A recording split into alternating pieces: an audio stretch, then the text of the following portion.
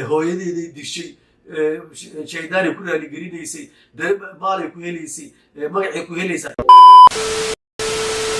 السلام عليكم ورحمة الله وبركاته. كسر وزير الكينة بليز لنا كانت تعصبتها لايك شير سبسكرايب نصار قبل كنا فرن إن شاء الله تعالى وحنا حسوق لنا سيدي سجارا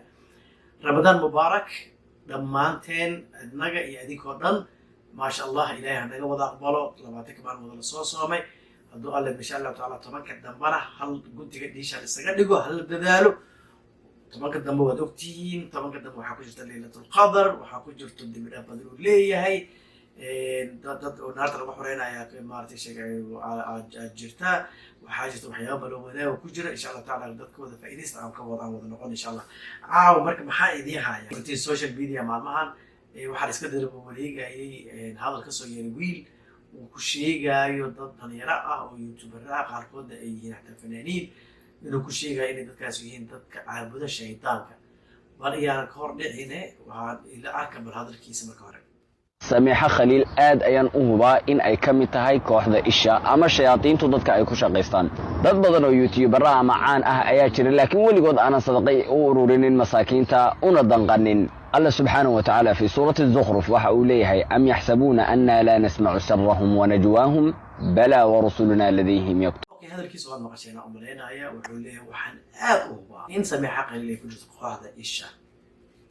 ماشاس markuu maraayo waxaa jirto falaar aad ganayso ee adigu ugu soo noqonayso marka koowaad shariicada islaamku ma banaynin qofka maalkiisa nafsadiisa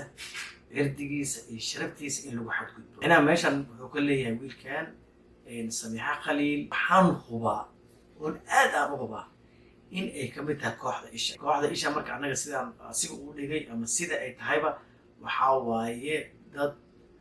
haddii sida uu u dhigayo loo dhaho dad ictiqaadsan in shaydaanku ay nafta ka iibiyeen oo ay yihiin addoommo shaydaanku uu ku shaqaysto inay yihiin wuu sii daba dhigo wuxuu yidhi dadka ay shayaadiintu ku shaqaysato meeshaas markuu joogo hadalkaas horta wax kasoo yeersiyay aniga ma aqaano aayad quraan uu soo daliishaday wuxuu yidhi dadka jaasa ma aha inay sadaqada ururiyaan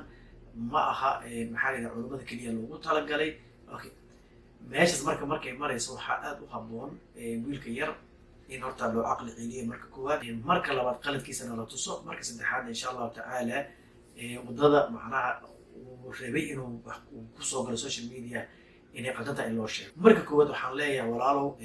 واحدة إيش مركز هذا ولا وده أجيء وقد قرض الشيطان كعبد أما فريميزنك أما ألومناتك ألومنات شقام كل هذا قبضة مسكوا ملح وحياة مركب وحاجة إني هرت إسلام حي لسكوا ما بحيستوا إسلامين نما إني كل على ترى لسكوا ما حيستوا إني كميت هاي إني سكميت أحين وحياة عدين طوع وحيدها قف شيطان عابدو نيو بدو كذو نيو مهر صدق له أورورنا يو إلهي وبديسه لو قرقارة الشيطان كما خيب خاطر وحيابها فعلك هذا قدام بقبضة السمعين يسوي حي عدين وطاي إني تقف أهل خير إني هديني كسعيدي كربي قدام هديك شعيدي كربي قد بني آدم واي ويقفي كرتا إلهي وحجعلي ضد كجفة قصة نقشة بدل إلهي وحجعلي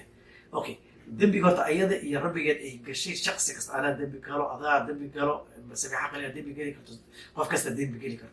قف كست دبي جيسي إلهي كل حساب طبعا هرتا إن هو بعدين جاست يعني وحكي لسميسا أيضا يكربي قد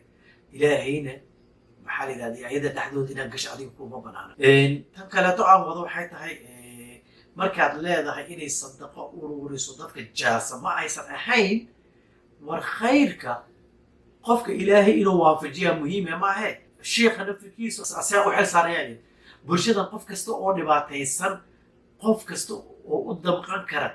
دليرها أهاتو علماء أهاتو عامة أهاتو مرحة أهاتو وقوة قصبيين إنه بدون وقرقارة باش أسمركو حقيقة عد بابك عد قراعضي إذا تشوي سلبودي أنا قصو قشو إنه قدية because ما هي نسال قابس أنا قصو قشو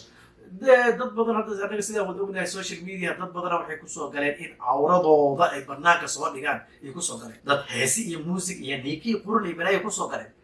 qolo inay qabiil ka shaqeeyaan oo 24 saac ummadii Ilaahay ay ka raaracsadaan ay dadka kala geeyaan ay ku soo galeen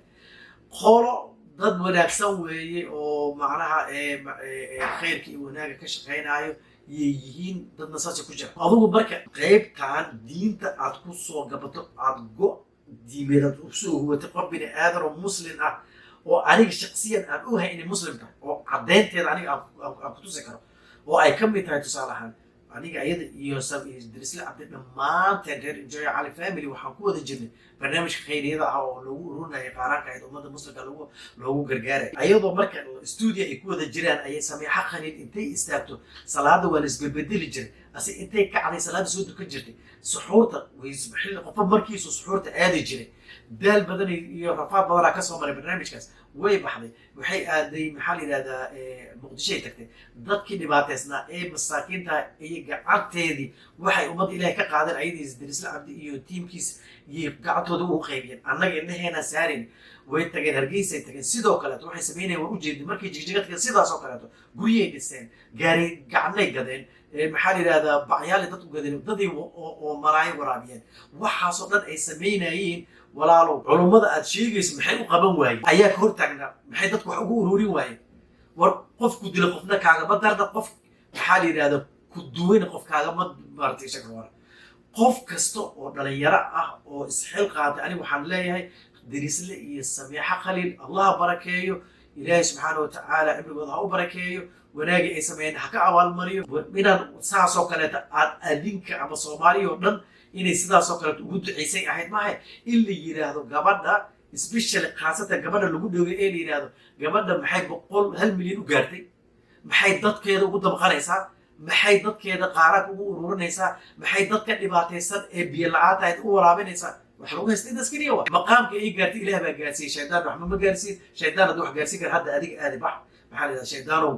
naftideeda kaa gadan ee bal darajadu ayada ilaah u gaarsiiyey adiga u gaarsiiy shaydaan hadduu bini aadam oo darajo gaarsiinaya muxuu u daba taagan yahay muxuu afarnaatisa uga shaqeynaya in uu cadaab ay galaan uga shaqeynaya waa ognahay shaydaan maxaa la yidhahdaa wax khayra ka shaqeynaya qof kama shaqeynaya shaydaan wax khayra qof shaydaan iyo cibaadadiisa iyo addoomo u ahna inay ka shaqayso wax khayriyaada oo ilaahay loogu dhawaanayo iyo inay soonto iyo inay salaadiyo kama suurta gasho walaal adiga marka waa ku gaftay gabarta sharafteedana meel uga dhacday mana aysan ahayn waxaas wax lamid ah social media kusoo gasho ma ahayn laakiin inaad aflagaadiiso gabadha ma ahayn inaad sharafteeda meel uga dhacdo waxaa iiga daran haddana mid kaleeto axmaq ah oo maxaa la yidhahdaa oo asina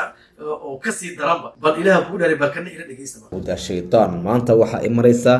sameexa khaliil waxa ay dishay hooyadeed si ay caan ay u noqoto amaba ay taajir ay u noqoto bal arag ilaah kuu dharay wuxuu ku leeyahay sameexa khaliil hooyadeeday dishay because shaydaanka